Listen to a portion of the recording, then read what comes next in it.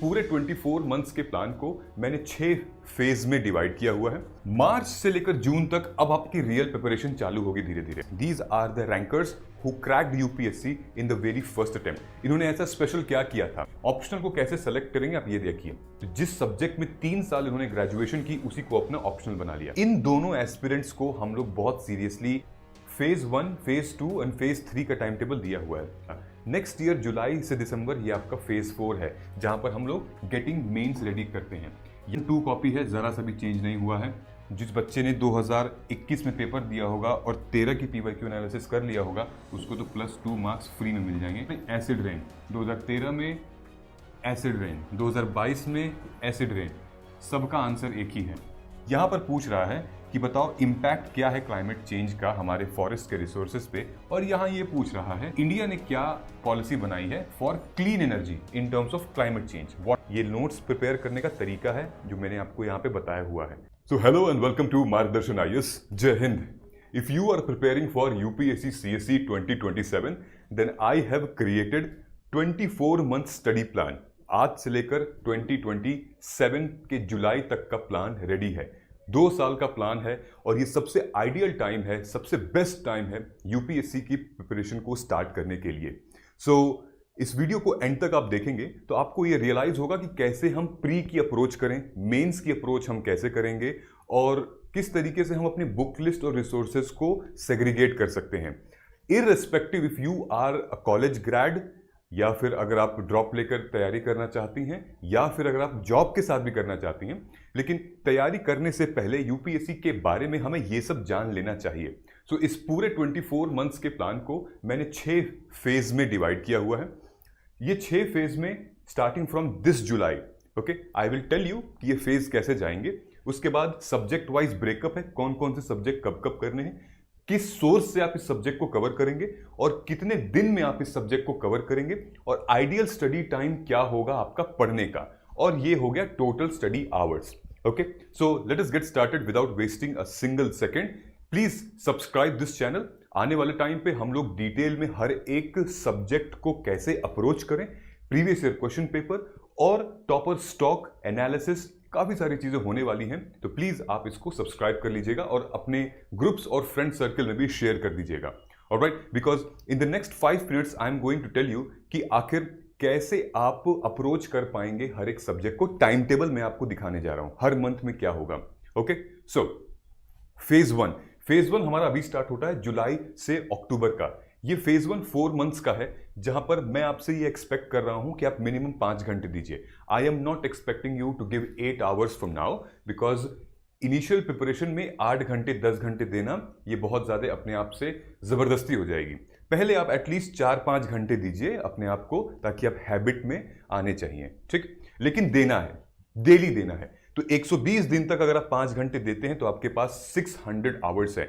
हर एक घंटे की कीमत है दोस्त, हर एक घंटे की, तो अच्छे से यूटिलाइज करना। इस फेज में हमें क्या करना है, ये हमारा फेज है जुलाई से अक्टूबर, लगभग 120 दिन का ऑलमोस्ट। इस फेज में हमें जितनी भी हमारी कोर सब्जेक्ट हैं उनकी एनसीईआरटी की रीडिंग करनी है और उनके जो स्टैंडर्ड बुक्स है उनको एक रीडिंग लगा लेनी है। सबसे इंपॉर्टेंट है यहाँ पे कुछ भी स्टार्ट करने से पहले यूपीएससी के सिलेबस को पढ़ना, ठीक है। हर तीसरे दिन पे एक रीडिंग लगानी है, हर तीसरे दिन पे एक रीडिंग लगानी है सिलेबस की, और आपको ठीक 1 महीने बाद आप किताब बंद करेंगे और सिलेबस राइटिंग करेंगे। जिस दिन आपको सिलेबस राइटिंग आ गई, यानी कि सिलेबस को आप पूरा लिख लिए, वो बिना किताब देखे, उस दिन आप रियल यूपीएससी एस्पिरेंट है, इस एग्जाम में आप उतर चुकी हैं। लेकिन उससे पहले आपको हैबिट बिल्ड करनी पड़ेगी 5 आवर्स अ डे। एनसीईआरटी की रीडिंग करनी है। कौन कौन सी एनसीईआरटी है मैं आपको अभी बताऊंगा आगे चल के। एनसीईआरटी की हमें डिटेल में रीडिंग करनी है। Polity, economy, geography, history, society, इन सब की एनसीईआरटी की फर्स्ट रीडिंग करनी है, ठीक। देखो, जब हम स्कूल में पढ़ते थे तो पढ़ाई करने का तरीका अलग था, लेकिन यहां पे पढ़ाई करने का तरीका बिल्कुल अलग है। तो रीडिंग करनी है, कैसे करनी है वो भी मैंने आपको आगे बताया हुआ है, ठीक है।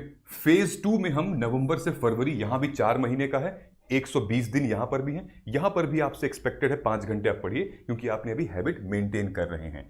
इस टाइम पे जितनी भी आपके ये रिसोर्सेज हैं उनके स्टैंडर्ड रेफरेंस बुक यानी कि एडवांस लेवल की आप रीडिंग करेंगे, जैसे लक्ष्मीकांत की किताब हो गई, जैसे रमेश सिंह सर की इकोनॉमी की या विवेक सिंह सर की इकोनॉमी की किताब हो गई, या फिर आप या हिस्ट्री से रिलेटेड अगर आप पढ़ना चाहते हैं तो आर एस शर्मा जी की किताब हो गई, बिपिन चंद्रा जी की किताब हो गई, ये या फिर नितिन सिंघानिया सर की किताब हो गई, आप इनको लेके आप पढ़ सकते हैं। ठीक है, ये स्टैंडर्ड बुक है, लेकिन ध्यान रखिएगा no note making, zero note making आपको करनी है अभी भी। अगले 6-7 महीने तक आपको नोट मेकिंग तो नहीं करनी है, सिर्फ आप अपने बुक पे अंडरलाइन कर सकती हैं, हाईलाइट कर सकती हैं, नोट मेकिंग मत करिएगा। ठीक है, अलग से नोट मेकिंग आप तब कर सकती हैं यस जब अगर आप कोई वीडियो लेक्चर देख रही हैं, फॉर एग्जांपल कि आप इन दोनों को पढ़ने में एनसीईआरटी पढ़ रहे हो आप या फिर स्टैंडर्ड बुक पढ़ रहे हो आप और वीडियो लेक्चर भी आप देख रहे हो, तो शॉर्ट में आप अपने एक पेज पे नोट्स क्रिएट कर सकते हो। ठीक है, लेकिन अभी भी आपके एग्जाम ओरिएंटेड नोट्स नहीं रहेंगे, मैं आपको बताऊंगा एग्जाम ओरिएंटेड नोट्स कब होंगे। ठीक है, तो यहां पर आपको बेसिक नोट्स लेनी है, बिल्कुल बेसिक सी। ठीक है, कोई कंसेप्ट हो गया जो आप भूल जाओगे वही चीज आपको रखनी है। ओके, मार्च से लेकर जून तक अब आपकी रियल प्रिपरेशन चालू होगी धीरे धीरे। मार्च से लेकर जून तक, मार्च 2026 में, वहां से आपके पास लगभग फिर से 4 महीने का टाइम है और यहां पर आप अपने घंटे बढ़ाना शुरू करोगे। ऑलराइट, 8 आवर्स अ डे, क्योंकि आपने यहां पे हैबिट क्रिएट कर ली अपनी 8 hours a day and then 960 hours आपको टोटल मिलेंगे। यहां पर आपको एक्चुअली में क्या करना है, क्योंकि पहले 2 फेज में आपने अपना ऑप्शनल डिसाइड कर लिया होगा, जब ऑप्शनल डिसाइड कर लिया होगा तो फिर हम अपने फेज 3 में ऑप्शनल को उठा लेंगे।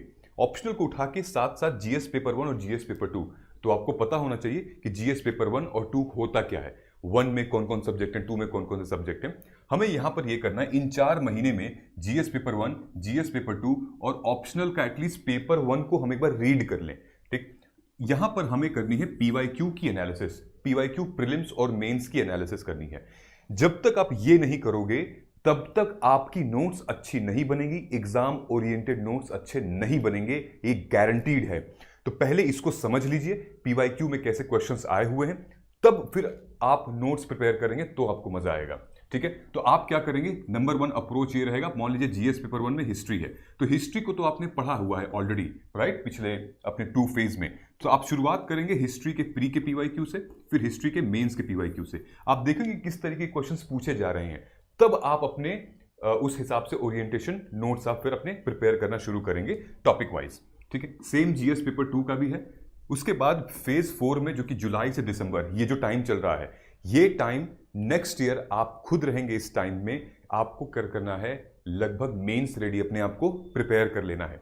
यहां पे जो आप पीवाईक्यू एनालिसिस करेंगे 4 महीने में, उसके बाद यहां पर आप एक तो जीएस पेपर 3, 1, 2 और ऑप्शनल की आंसर राइटिंग चलती रहेगी, एथिक्स, एसे और ऑप्शनल, ये सब कुछ पिछले मतलब लगभग 10 महीने के अंदर आपका कवर हो जाना चाहिए। यानी कि जुलाई से दिसंबर तक आप मेंस रेडी होंगे with answer writing, note making and then test की राइटिंग, जिसमें कि एसे, एथिक्स और ऑप्शनल सब कुछ कवर हो जाना चाहिए। और ये 183 डेज का है। ये पूरे शेड्यूल में सबसे ज्यादा टाइम मैंने इस टाइम पर दिया हुआ है, क्योंकि mains is the real preparation. यहां पर आपको सबसे ज्यादा टाइम मैंने दिया है, 8 घंटे हैं और 1464 घंटे हैं पूरे साल के, पूरे के पूरे इस 6 मंथ्स के। फिर फेज 5 में हम प्री ओरिएंटेड जाएंगे, यानी कि 2027 जनवरी से लेकर मई तक पूरा का पूरा प्री ओरिएंटेड, नोट्स को सेग्रीगेट करेंगे, सीसैट को ऑप्शन में लेकर आएंगे, फिर उसके बाद फिर हम मॉक टेस्ट लगाएंगे, प्री के पीवाईक्यू के क्वेश्चन सॉल्व करेंगे, रिवीजन रिवीजन रिवीजन रिवीजन। ठीक है, यहां पे उसके बाद जब आपका प्री निकल जाएगा तो फिर हमारा मेंस ओरिएंटेड चलेगा अप्रोच, जो ये सीजन चल रहा है जुलाई से अगस्त तक का, सबसे कम टाइम इसी में है। तो आप देख सकते हो सबसे कम टाइम आपको मेंस का एग्जाम देने के लिए दिया गया है, ओनली 88 डेज। तो जब तक आपका ये फेज स्ट्रांग नहीं होगा तब तक आप यहां पर नहीं अच्छा कर पाओगे। Okay, so let us move ahead. ये देखिए, इस पूरे वीडियो को अगर आप देखते हैं तो आपका लगभग ये पता चल जाएगा कि सिलेबस को कैसे कवर करें हम पूरा, कैसे हम ऑप्शनल को कवर करें, उसका टाइम टेबल, करंट अफेयर को हम कैसे कवर करें ये पता चल जाएगा, पीवाईक्यू की एनालिसिस प्री और मेंस की कैसे करनी चाहिए, रिवीजन और नोट्स कैसे बनाने चाहिए, और सब्जेक्ट वाइज और आंसर राइटिंग अप्रोच कब से स्टार्ट कर देनी चाहिए, ये सब आपको पता चलेगा धीरे धीरे। ऑलराइट, देखिए ये माइक्रो टाइम टेबल है हमारा 24 महीने का। अभी हम लोग इस पे जंप करेंगे। ये 24 महीने का टाइम टेबल जहां पे स्टार्ट होता है हमारा थोड़ा सा डिटेल में आ जाते हैं यहाँ पे। ये देखिए, ये वीकडेज है, वीकडेज में क्या अप्रोच रहेगी, ये वीकेंड की अप्रोच है, और ये करंट अफेयर्स हैं, और ये आंसर राइटिंग कब से स्टार्ट करें, और डेली न्यूज़पेपर करें या ना करें। ठीक, ये जितने भी ब्लू आप पार्ट देख रहे हैं, ये ब्लू फेज है हमारे, फेज 1, फेज 2, 4, 5 एंड 6। डिटेल में एक एक महीने में क्या क्या करना है। ठीक है, अब देखिए, हम उनसे जान लेते हैं जो कि ऑलरेडी इस एग्जाम को फर्स्ट अटेम्प्ट में निकाले हुए हैं। These are the candidates, these are the rankers who cracked UPSC in the very first attempt. इन्होंने ऐसा स्पेशल क्या किया था। ठीक है, so doctor Neha Rajput AIR हमारी 51, then Aastha Singh AIR 61, Garima Jain AIR 118, then Animesh Pradhan AIR rank 2, then Shri रोसात 52 रैंक, मुदिता बंसल 44 रैंक। इन सब लोगों ने फर्स्ट अटेम्प्ट में इस एग्जामिनेशन को क्लियर किया था। तो इन लोगों ने बहुत पहले से अपनी प्रिपरेशन स्टार्ट कर दी थी। ध्यान से देखिएगा इस स्लाइड को, क्या पता अगली तस्वीर मैं आपकी देखना चाहता हूं यहां पे। I am sure you will be able to crack it, just follow these thing, they are very very important. देखिए, डॉक्टर नेहा राजपूत, अगर मैं बात करूं इनकी एज देखिए 26, 21, एज जो है वो लगभग मैक्सिमम एज 26 गई है, 26-27 इतनी गई है, उससे ऊपर एज नहीं गई है, क्योंकि फर्स्ट अटेम्प्ट है ना, तो हम उसी हिसाब से प्रिपेयर कर रहे हैं। Almost Aastha Singh is one of the youngest IAS officer recently she cracked. लेकिन इसमें भी एक बहुत बड़ा लॉजिक है कैसे इन्होंने क्रैक किया। सबसे पहले ऑप्शनल के ऊपर ध्यान देते हैं। ऑप्शनल को कैसे सेलेक्ट करेंगे आप ये देखिए। डॉक्टर नेहा राजपूत जो है वो एमबीबीएस हैं, डॉक्टर हैं, तो उन्होंने एंथ्रोपोलॉजी अपना ऑप्शनल लिया था, जो कि बहुत कुछ मेडिकल साइंस से मिलता है। She did not take medical science because of XYZ reason हो सकते हैं, लेकिन anthropology very close to medical science और मजा भी आया उनको पढ़ने में, तो इन्होंने लिया, जो कि इनके ग्रेजुएशन से रिलेटेड था। फिर उसके बाद आस्था सिंह, जो कि SRCC से BA इकोनॉमिक्स ऑनर्स में किया हुआ है, इन्होंने अपना ऑप्शनल इकोनॉमिक्स लिया है। तो जिस सब्जेक्ट में 3 साल इन्होंने ग्रेजुएशन की, उसी को अपना ऑप्शनल बना लिया, ध्यान दिया। उसके बाद गरिमा जैन, इन्होंने जूलॉजी किया BSc ऑनर्स, फिर मिरांडा हाउस से इन्होंने जूलॉजी में मास्टर्स किया। इनका ऑप्शनल क्या था? जूलॉजी। जिस सब्जेक्ट को 5 साल इन्होंने पढ़ा, उसी को अपना ऑप्शनल बना लिया। उसके बाद आते हैं हमारे R श्री रोसात, इकोनॉमिक्स से ग्रेजुएशन किया और इकोनॉमिक्स से ही इन्होंने अपना ऑप्शनल को चुन लिया, विच मीन्स जो 3 साल पढ़ा वही। तो आपको इंटरलिंकिंग दिख रही है कैसे हम अपने ऑप्शनल को चुनेंगे। दूसरी चीज, ये 2 कैंडिडेट हैं जो कि वर्किंग प्रोफेशनल थे, जिन्होंने जॉब के साथ साथ इस एग्जामिनेशन को क्रैक किया है। एक अनिमेश प्रधान और एक मुदिता बंसल। ये AIR 2 हैं, ये AIR 44 हैं। इन्होंने भी, इनका IT बैकग्राउंड था अनिमेश का, NIT राउरकेला से, लेकिन इन्होंने जो ऑप्शनल लिया है वो लिया है सोशियोलॉजी और जॉब के साथ क्रैक किया है। मुदिता बंसल का जो बैकग्राउंड था वो श्रीराम कॉलेज ऑफ कॉमर्स से इकोनॉमिक ऑनर्स किया था, जिसमें आस्था ने किया है, लेकिन जॉब के साथ साथ इकोनॉमी का टच छूटते गया, इसीलिए इन्होंने भी ऑप्शन लिया सोशियोलॉजी। दोनों वर्किंग थे, दोनों ने ऑप्शन लिया सोशियोलॉजी, दोनों ने फर्स्ट अटेम्प्ट में क्रैक किया।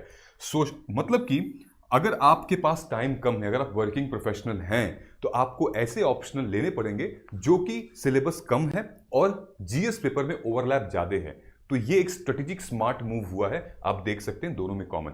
This is how. तो ये जो प्लानिंग मैं आपको बता रहा हूं, ये प्लानिंग आज से शुरू होनी चाहिए। If you are preparing for UPSC, then start planning from now itself. Okay, don't wait for कि अच्छा देखेंगे करेंगे आगे, तब तक तो बेटा आपसे आगे बहुत लोग निकल जाएंगे। आप नहीं करोगे ना प्लान, दूसरा वाला तो कर लेगा ना आपका प्लान, तो आप तो गए काम से। ठीक है, टॉपर क्या करते हैं और आप क्या नहीं करते हो, ध्यान से देखिएगा, ये बहुत इंपॉर्टेंट स्लाइड है। टॉपर क्या करते हैं और आप नहीं करते हो, सब मैंने टिक कर रखा है। ना तो आप सिलेबस के एनालिसिस, ना तो अपने रिसोर्स को ऑर्गेनाइज करते हो, PYQ के एनालिसिस तो आप बिल्कुल ही नहीं करते हो।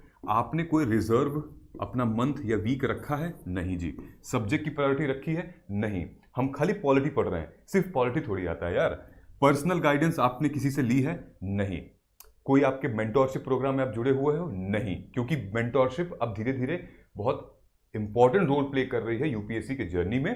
ठीक है, परफॉर्मेंस ट्रैकिंग आप कर रहे हो तो बहुत अच्छी बात है।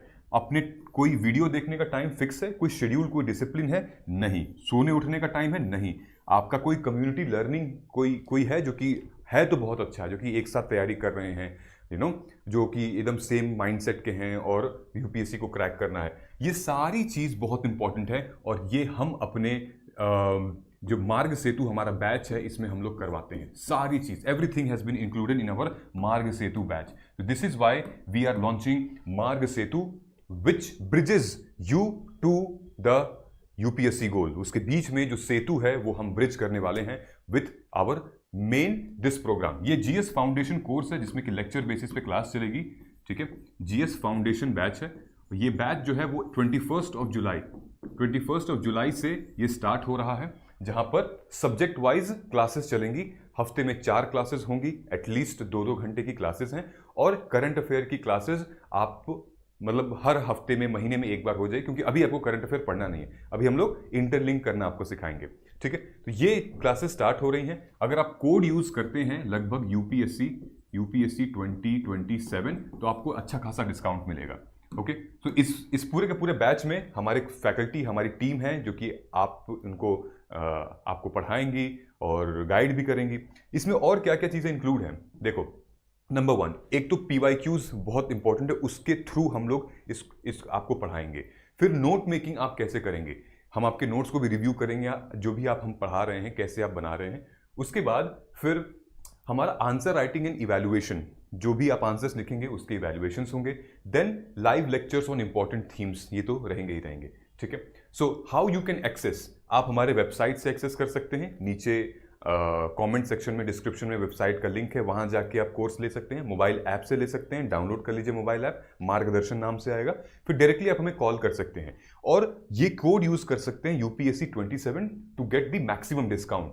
ठीक है, ये वेबसाइट है, वेबसाइट से आप हमारे प्रोग्राम को जाके आज ही एनरोल कर सकते हैं. और ये हमारी मोबाइल ऐप है. मोबाइल ऐप में जब भी आप कोर्स एनरोल कर लेंगे तो लर्न टैब में आपका कोर्स शो करने लगेगा. ऑलराइट, उसके साथ साथ अब हम लोग आते हैं रियल अपनी स्ट्रैटेजी पे. अब ध्यान से देखिएगा, ये स्लाइड बहुत इंपॉर्टेंट है आपको समझने के लिए. ठीक है, इस स्लाइड में अगर आप देखोगे तो मार्गदर्शन आईएएस का subjects for UPSC prelims and mains. देखो, हमारी जो अप्रोच होती है ना वो कुछ ऐसी होनी चाहिए. प्रीलिम्स में 7 सब्जेक्ट होते हैं, 7, और मेंस में 15 से भी ज्यादा सब्जेक्ट्स होते हैं. लेकिन देयर आर सब्जेक्ट्स जहां पे क्वेश्चंस मतलब प्री मेंस जरूरी नहीं है कि उसमें से नहीं आएगा और आएगा. अगर आप देखेंगे तो ये सारे के सारे हमारे सब्जेक्ट हैं जो कि प्री और मेंस में कॉमन है. Indian history, geography India and world, polity, governance में स्कीम्स वगैरह आती हैं, IR, ठीक, डिजास्टर, सिक्योरिटी. डिजास्टर से इनडायरेक्टली क्वेश्चंस आए हैं लेकिन डायरेक्टली क्वेश्चंस नहीं आए हुए हैं. सिक्योरिटी हमारा प्री मेंस में कॉमन है. फिर economy, agriculture, environment, science and tech and current affairs, ये सारी की सारी कॉमन है. ठीक, उसके बाद हमारा ओनली मेंस में हमारे वर्ल्ड हिस्ट्री है, पोस्ट इंडिपेंडेंस है, सोसाइटी है, फिर उसके बाद हमारा एथिक्स है, एसे है और ऑप्शनल है. ये सारी की सारी चीजें हैं. ऑलराइट, थोड़ा बहुत आप ये दोनों भी कह सकते हो कि डिजास्टर और सिक्योरिटी तो खैर मेंस का इंपॉर्टेंट पार्ट है, जीएस पेपर 3 का ये भी है. लेकिन कभी कभी हमने देखा है क्वेश्चंस पूछे गए हैं डिजास्टर से और सिक्योरिटी से इनडायरेक्टली, विच मीन्स हम पढ़ लेंगे और बहुत ज़्यादा टाइम नहीं लगना है. इसमें लगभग 7 दिन लगता है, इसमें भी लगभग 7 दिन लगता है, 5-6 दिन लगता है, ये कवर हो जाएगा. लोड इसका नहीं है.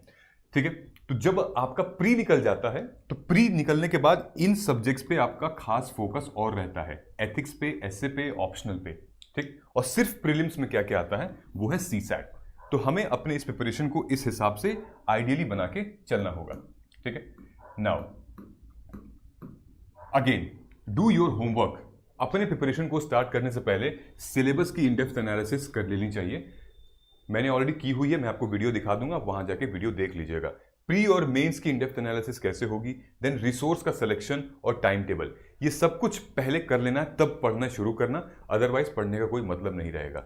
ठीक है, पढ़ने का मतलब ये आपको तब करना है जब हम फेज 3 में जाएंगे, तो इसकी एनालिसिस आपको पहले ही कर लेनी है फेज 1 के टाइम पे. ठीक है, रिसोर्स का सिलेक्शन फेज 1 और टाइम टेबल हम अपग्रेड करते रहते हैं जैसे जैसे हमारा शेड्यूल चलता रहता है. तो ऑलराइट, नाउ ये हमारी 2 वीडियोस हैं, लिंक दिया हुआ है, जाके देख लीजिएगा. ये हमारे don't waste your time understand UPSC syllabus, ये हमने एक्सप्लेन किया हुआ है बहुत डिटेल में, कैसे सिलेबस को इंटरलिंक करते हैं, आंसर राइटिंग कैसे करते हैं, नोट मेकिंग कैसे करते हैं इसकी, और उसके बाद इंटरलिंकिंग GS 2 का, GS 1 का 3 से, 2 का 4 से कैसे इंटरलिंकिंग है, ये देखना है आपको. अगर आपको रिसोर्सेज और बुक लिस्ट के बारे में जानना है तो हमारी एक वीडियो है, आप इसी चैनल पे सेक्शन में जाएंगे तो ये वीडियो है, प्री और मेंस की बुक लिस्ट और अप्रोच दी हुई है, आप इस वीडियो को जाके देख सकते हैं। डिटेल में मैंने बात की है कौन सी एनसीईआरटी हर सब्जेक्ट की आपको पढ़नी है।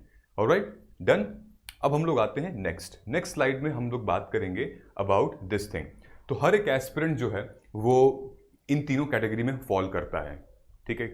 ऐसे भी कैंडिडेट होते हैं जो कि जिनके पास कॉन्फिडेंस बहुत ज़्यादा है, उनको सिर्फ और सिर्फ एक पुश की ज़रूरत है और वो क्लैरिटी मिल जाती है उनको, ठीक है। उनके पास उनका टाइम मैनेजमेंट भी है, उन्होंने अपना PYQs कर रखा है, सिलेबस की एनालिसिस कर रखी है, बस उनको एक गाइडेंस चाहिए कि आप बस बता दो अब करना क्या है, कैसे शेड्यूल बनाना है, बस हम कर लेंगे। और ये उस कैटेगरी में आते हैं। एक कैटेगरी आती है जो कि हल्क वाली कैटेगरी, जिनके पास मोटिवेशन बहुत है, एनर्जी बहुत है, कर देंगे, हम निकाल लेंगे, लेकिन उनके पास रास्ता नहीं है, उनके पास डायरेक्शन नहीं है, करें कैसे, मतलब समझ में नहीं आ रहा किस तरीके से हम करें, और मेहनती भी बहुत हैं। तो इस तरीके के आप कौन से हैं कमेंट करके बता दीजिएगा ना। स्पाइडरमैन वाली कैटेगरी में बहुत बच्चे आते हैं। ये जो दो कैटेगरी है, ये दोनों कैटेगरी में लगभग 90% कैंडिडेट्स आते हैं। स्पाइडरमैन की कैटेगरी वो है जो कि अभी अभी बिल्कुल बिगिनर हैं और अपने मतलब एनर्जी बहुत ज़्यादा है कि कुछ भी कर लेंगे, यू नो कि अडेप्टेबल होते हैं और फिर एनर्जी बहुत होती है, अब यूपीएससी करना है, बिल्कुल अभी अभी एकदम सपना देखा है, अब क्रैक करना है हमको, ठीक है। लेकिन ये सबसे ज़्यादा मिस्टेक्स करते हैं, ये सबसे ज़्यादा मिस्टेक्स करते हैं क्योंकि अभी बिल्कुल समझे नहीं, एकदम नहीं पता है एग्जामिनेशन के बारे में। तो इन दोनों एस्पिरेंट्स को हम लोग बहुत सीरियसली पता कर लेते हैं कि आखिर एक हफ्ते जब आप हमारे साथ टाइम स्पेंड कर लेंगे तो पता चल जाएगा कि आप कौन से कैटेगरी में हैं। देखिए, हल्क वाली कैटेगरी में सीरियस होते हैं, मेहनती बहुत होते हैं, बस डायरेक्शन नहीं होती है। इसमें क्या होता है, कुछ सीरियस भी होते हैं, नॉन सीरियस भी होते हैं, पता नहीं है एग्जामिनेशन के बारे में एंड ऑल, ठीक है। तो these are the 3 categories which I have created and I hope कि आप इस 3 कैटेगरी में से कोई ना कोई जरूर होगे। चलिए, अब हम लोग बात करते हैं हमारे फेज वाइज टाइम टेबल के बारे में। So when you will see here, phase 1, phase 2 and phase 3 का टाइम टेबल दिया हुआ है, यानी कि अभी जुलाई से लेकर और जून 2026 यानी कि लगभग 1 साल का इस फेज में दिया हुआ है। क्या है, फेज 1 में मैंने आपको जो बताया था कि आपको लगभग रीडिंग करनी है एनसीईआरटी, जनरल अवेयरनेस के लिए रीड करनी है आपको एनसीईआरटी। और वो कौन कौन सी एनसीईआरटी है, पॉलिटी की 2 एनसीईआरटी हैं, ज्योग्राफी की 4 एनसीईआरटी हैं, देन उसके बाद हमारी इकोनॉमी की तमिलनाडु बोर्ड की है, देन हिस्ट्री की तमिलनाडु बोर्ड की, और फिर क्लास ओल्ड एनसीईआरटी है। ये सारी एनसीईआरटीज को आपको पहले पढ़ना पड़ेगा अच्छे से, तब जाके हम लोग इस फेज पे पहुंचेंगे। फिर आपका टाइम आता है फेज 2 का। फेज 2 का टाइम है सिलेबस प्लस एडवांस प्रिपरेशन, यानी कि एडवांस में हमारे ये सारे स्टैंडर्ड सोर्सेज फिर PYQ को मैप करते हुए हम लोग आगे बढ़ेंगे। अभी तक आपको ना ही करंट अफेयर्स पढ़ना है, ना ही आंसर राइटिंग लिखनी है, आपको डेली न्यूज़पेपर एक बार देखना है, पढ़ना नहीं है। वो लोग जो न्यूज़पेपर के एनालिसिस करवाते हैं यूट्यूब पे, there are various teachers and faculties, वो देखना है कि कैसे वो लोग करवा रहे हैं, क्या क्या इंपॉर्टेंट आर्टिकल वो लोग उठा रहे हैं। आ रहा है समझ में? क्लियर? हैबिट बिल्ड करनी है अपनी। जैसे आप पहुंचेंगे हमारे दिसंबर तक, आपको लगभग हमारे जितने भी कोर्स सब्जेक्ट हैं उनके स्टैंडर्ड बुक्स को आपको फिनिश कर लेना है, और देखते हुए कि क्या क्या आप पढ़ रखा है, अंडरलाइन कर रखा है, आप चाहे तो वीडियो का सहारा ले सकते हैं उसमें, लेकिन आपको खत्म करना है। ओके, नोट मेकिंग पर ज़्यादा फोकस नहीं करा। अब हम लोग फेज 3 में आते हैं, जिसका मैंने कहा था कि बहुत इंपॉर्टेंट है, जहां से हम शुरू करेंगे अपनी PYQ प्लस नोट मेकिंग। यहां पर आपको एग्जामिनर का माइंडसेट पता चलेगा, यहां पता चलेगा कि जो आप पढ़ रहे हो वो शायद इंपॉर्टेंट नहीं है, जो आप नहीं पढ़ रहे हो वो शायद इंपॉर्टेंट है। एग्जाम ओरिएंटेड टॉपिक्स क्या है, एग्जाम ओरिएंटेड सब्जेक्ट्स क्या है, कैसे क्वेश्चंस पूछा जा रहा है, लैंग्वेज ऑफ यूपीएससी आपको समझ में यहां पर आएगा, ठीक है। तो आपको क्या करना है, जनवरी 2026 में हिस्ट्री और ज्योग्राफी को पहले उठाना है, उसके बाद फिर स्टैंडर्ड सोर्सेज उनके हैं, देन PYQ से मैपिंग करनी है। यहीं से आप अपने CSAT की जर्नी शुरू कर दीजिएगा। देखिए, CSAT is very very important और होने वाला है। सो आपको पहले CSAT के PYQs को सॉल्व करने हैं 5 साल के। देखो कि उसमें कहाँ तुम कमज़ोर हो, मैथ्स में हो, रीजनिंग में हो, कॉम्प्रिहेंशन में हो, फिर उसी को सबसे ज़्यादा टाइम दो जिसमें सबसे ज़्यादा वीक हो, फिर उससे कम वीक वाले में फिर टाइम, फिर उससे जिसमें आप स्ट्रेंथ ज़्यादा है फिर उसको आप बाद में टाइम दीजिएगा। लेकिन मैथ्स मान लीजिए आपका बहुत वीक है, तो आप पहले 3 महीने मैथ्स पे फोकस करिए, आप देखिए ऑनलाइन क्लासेस मैथ्स में, ठीक है। उसके बाद फरवरी में ज्योग्राफी एंड एनवायरनमेंट DM। ध्यान रखिएगा, जब भी आप ज्योग्राफी पढ़ेंगी तब आप हमेशा इन्वायरमेंट और डिजास्टर मैनेजमेंट को क्लब करके पढ़ेंगी। क्लब करके ज्योग्राफी के बाद इन्वायरमेंट, उसके बाद डिजास्टर मैनेजमेंट, ये तीनों एक दूसरे से बहुत क्लियरली इंटरलिंक है। सिलेबस में भी ऐसा दिया हुआ है। हम अपने कोर्स में भी इन चीज़ों की इंटरलिंकिंग के बारे में ही बताएंगे, कैसे आप एक साथ पढ़ सकते हैं। ये पूरा 1 महीने की बात है, 1 महीने में आराम से हो जाएगा। स्टैंडर्ड सोर्सेज और PYQ CSAT। मार्च अप्रैल में आपको GS1 और GS2, लगभग 3 महीने में आपको GS1 और GS2 कवर करना है। ये बहुत बड़ा हिस्सा है पेपर 1 और पेपर 2, क्योंकि मैक्सिमम कंटेंट आपको यहीं से मिलेगा अपने इनफैक्ट एस्से और एथिक्स में लिखने के लिए भी, ठीक है। उसके बाद फिर आता है हमारा जून का महीना, जहां पर GS3 से आप स्टार्ट करेंगे, और अभी तक आप ना ही करंट अफेयर ना ही आंसर राइटिंग स्टार्ट करेंगे। आंसर राइटिंग आप तब स्टार्ट कर सकते हैं जब एटलीस्ट आप GS पेपर 1 के कुछ मेंस के PYQ के नोट्स आप प्रिपेयर करेंगे तब। और ऑलरेडी हमने आपके लिए मेंस के PYQ की एनालिसिस, प्री के PYQ की एनालिसिस हमने ऑलरेडी कर ली है आपके लिए, ठीक है। ऑलरेडी जब आप कोर्स में जाओगे तो आपको वो कंटेंट, ई बुक वगैरह सब कुछ मिलेगा, ताकि आप समझ जाओ कि कैसे क्वेश्चंस आए हुए हैं, ठीक है। ऑप्शनल जब यहां पे लिख रहा हूं, ऑप्शनल में 2 पेपर होते हैं, पेपर 1, पेपर 2। पेपर 1 में थियरी, पेपर 2 में अगर ह्यूमैनिटीज का है, पेपर 2 में आपका डायनेमिक पोर्शन। कोशिश करिए कि आपका पेपर 1 एटलीस्ट खत्म हो जाए, हमारा मई जून तक पेपर 1 एटलीस्ट खत्म हो जाए, ठीक है। और उसके बाद फिर नेक्स्ट 6-7 मंथ्स में पेपर 2 आपका फिनिश हो जाए। आप अपनी हैबिट को अब 1 घंटा खींच सकते हैं, जो हमारे न्यूज़पेपर की एनालिसिस थी, तो ठीक है। If you want you can make notes, otherwise newspaper से नोट्स बहुत कम बनाइएगा। तभी बनाइएगा जब एटलीस्ट आप PYQ की मैपिंग कर लेंगे, तो PYQ समझ लेंगे तो ही नोट्स बनाना, उससे पहले नोट्स बनाने की जरूरत नहीं है। ये हमारा है फेज 4। फेज 4 वो फेज है जो कि अभी चल रहा है। अभी क्या है, जुलाई से दिसंबर वाला। नेक्स्ट ईयर जुलाई से दिसंबर ये आपका फेज 4 है, जहां पर हम लोग गेटिंग मेंस रेडी करते हैं। यहां पर हम लोग क्या करते हैं, सबसे पहले हम PYQ, ठीक, अपना स्टडी मटेरियल जो हमारा रेडी है वो, फिर PYQ को ध्यान में रखते हुए हम नोट मेकिंग करते हैं, जिसको हम लोग कभी कभी 2 पेजर या 1 पेजर नोट्स कह देते हैं, ठीक है, ताकि आपके पास सब कुछ इकट्ठा हो जाएगा। यहाँ पर हम लोग फिर टेस्ट्स भी लगाते हैं, आंसर राइटिंग भी करते हैं अपने आंसर्स को इम्प्रूव करने के लिए, ठीक। तो ये देखेंगे, अगर आप जुलाई में आप एथिक्स और ऑप्शनल अपने खत्म करेंगे, एथिक्स को आप वीडियो लेक्चर, अगर आप हमारा प्रोग्राम ज्वाइन कर रहे हैं तो उसमें ये सारी चीज़ें कवर हो जाएंगी A to Z, ठीक है। तो यहाँ देखिए रिवीजन, यानी कि पुराना वाला जो रिवीजन आपका कवर किया था वो टेस्ट, एसे, मैगजीन, फिर मंथली मैगजीन, ये करनी है। करंट अफेयर में अब यहाँ से आप मंथली मैगजीन करना चालू कर सकते हैं, ठीक है। मंथली मैगजीन करना है, वो भी वीकली बेसिस पे खत्म कर देना है, 10 दिन के अंदर खत्म हो जाती है मैगजीन, ठीक है। उसके बाद आंसर राइटिंग हाँ करनी है, और आपको न्यूज़पेपर एक बार देख लीजिएगा फ्री टाइम में अपने, ठीक है। ये फेज हमारा चलेगा दिसंबर तक। यहाँ पर हम लोग मेंस रेडी हो जाएंगे डिटेल में। यहाँ मैंने लिखा है revision, 1 pager notes, PYQ, mains Margdarshan IAS का PYQs, and then this will be done. उसके बाद लास्ट 5th फेज आता है हमारा prelims oriented preparation. Prelims oriented का मतलब ये है कि आपको फोकस करना है सेल्फ नोट्स पे, आपको मॉक टेस्ट पे, CSAT पे और PYQs के क्वेश्चंस पे, आपने एक्यूरेसी पे, अपने स्ट्राइक रेट वगैरह पे फोकस करना है। और CSAT तो रहेगा ही रहेगा, मंथली मैगजीन करंट अफेयर का पार्ट है, और टेस्ट आपको यहां से देना शुरू कर देना चाहिए सब्जेक्ट वाइज, जिसको हम सेक्शनल टेस्ट कहते हैं। ऐसे करके फिर हम 27 में आपका 2027 मई में हो सके तो आपका प्रीलिम्स का एग्जाम हो जाएगा। सो अगर आप देखेंगे तो लगभग हम लोग हर एक फेज में रिवीजन कर रहे हैं, तो इस 2 साल में आपका लगभग 3 से 4 बार रिवीजन हो सकता है। रिवीजन का कोई number no, n number of time आपको रिवाइज करना है। There is no such fix number, किसी के लिए 1 रिवीजन काफी है, किसी के लिए 5 भी कम है। तो there is no fix thing, n number of revision you have to do it. Revision is what makes you like a topper. बिना रिवीजन के कुछ नहीं, ये सब धारा का धारा रह जाएगा, आप कुछ नहीं कर पाओगे जब तक रिवाइज नहीं करोगे। रिवीजन भी करने का अलग अलग तरीका होता है, हम लोग आगे वीडियोस में प्रिपेयर बताते रहेंगे, इसीलिए आप सब्सक्राइब कर लीजिएगा, ठीक है। अब मैं आपको दिखाने वाला हूं सिलेबस, ठीक है। सिलेबस से रिलेटेड कैसे आप अप्रोच कर सकते हैं। नंबर 1 देखिए, ये प्री का सिलेबस है, ठीक है। अगर आपको पता होगा नहीं होगा, प्री में क्या आएगा, ये है 200 मार्क्स के प्री में क्वेश्चन होते हैं। GS पेपर 1 में 2 पेपर होते हैं, ये सुबह 9:30 बजे से लेकर 11:30 बजे तक 2 घंटे का पेपर होता है। नेगेटिव मार्किंग होती है, ठीक है, 1/3 नेगेटिव मार्किंग, 0.66 नेगेटिव मार्किंग, और 1 मार्क्स जो है, एक क्वेश्चन 2 मार्क्स का होता है। लगभग 74 से 90 कट ऑफ जाती है। आपको टारगेट करना है अपने 50 क्वेश्चंस ठीक करने हैं, ठीक है। Core subject history, polity, economy, geography, ये 4 बड़े बड़े सब्जेक्ट होते हैं इसमें।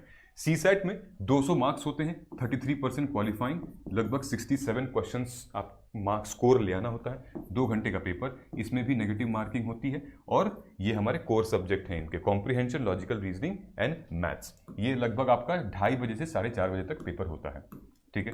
अब आप प्री की देखिए, प्री में कितने रिपीटेड क्वेश्चंस आते हैं, ठीक है। 2023 में क्वेश्चन पूछा गया था, which of the following is the part of Congo basin, ठीक है। तो आप कहेंगे कैमरून। 2024 में क्वेश्चन आया था डायरेक्टली कॉन्गो बेसिन के ऊपर। ऑप्शन में देखिए, कॉन्गो बेसिन के ऊपर डायरेक्टली क्वेश्चन आया था कि which of the following region has the world largest tropical peatland which holds about the इतना इतना इतना। लेकिन आपको क्या करना है, आपको इन सारे ऑप्शंस को भी पढ़ना है और देखना है कि अमेज़न बेसिन की क्या खासियत है, किकोरी बेसिन कहाँ पर लोकेटेड है मैप में, रियो डे ला प्लाटा बेसिन कहाँ पर लोकेटेड है मैप में, और उसकी क्या खासियत है हमारे ज्योग्राफी के पॉइंट ऑफ व्यू से। 2013 में एक सवाल आया था, which one of the following is likely to be most inflationary in its affect. ये इकोनॉमी का सवाल है, 2013 में आया था। सेम ऑप्शन दिया हुआ है। 2021 में सेम आया था, which of the following is most likely to inflationary in its affect. Same एकदम 2 कॉपी है, जरा सा भी चेंज नहीं हुआ है। जिस बच्चे ने 2021 में पेपर दिया होगा और 13 की पीवाईक्यू एनालिसिस कर लिया होगा, उसको तो +2 मार्क्स फ्री में मिल जाएंगे, ठीक है। फिर 2014 में एक क्वेश्चन आया था डेप्यूटी स्पीकर ऑफ लोकसभा के ऊपर। फिर 2022 में आया था डेप्यूटी स्पीकर ऑफ लोकसभा के ऊपर, ठीक है। बस 4 स्टेटमेंट हैं, इसमें 3 स्टेटमेंट हैं और चीज़ें लगभग सेम है ऑलमोस्ट। तो अगर आप इस तरीके से एनालाइज करते हैं पीवाईक्यू को, तो आप इजीली अपने प्रीलिम्स में एटलीस्ट 15-20 क्वेश्चन तो इजीली सॉल्व कर सकते हैं। ये देखिए, ये 2009 में क्वेश्चन आया था ददाब से, recently in the news big refugee camp called Dadaab, ठीक है। अब यहाँ देखेंगे आप, तो ये बीडी largest refugee camp, Kenya, South Sudan, बीडी ये सब रिलेटेड, ठीक है। सो ये न्यूज़ एक दूसरे से कनेक्टेड है। ये देखिए, Somalia live in Dadaab refugee complex in Kenya, ये 2022 में आया था। सो एटलीस्ट इतना तो भाई रेपिटेशन तो होता ही होता है, और ये हम करवाते हैं। ये जो क्वेश्चन है, ये 2012 में आया, 2020 में आया, 2021 में आया, 3 बार ये क्वेश्चन पूछ चुका है। इनफैक्ट 2024 में भी मेरे ख्याल से ये क्वेश्चन आया था, कॉन्स्टिट्यूशन गवर्नमेंट का मतलब क्या होता है, ठीक है। Government who heads government nation federal limits by the term of constitution, ये इसका राइट आंसर है, ठीक है। 3 बार ये क्वेश्चन आया था, सेम क्वेश्चन रिपीटेड 3 टाइम्स। ये देखिए, ये क्वेश्चन है हमारा है 2010 में एसिड रेन, 2013 में एसिड रेन, 2022 में एसिड रेन, सबका आंसर एक ही है।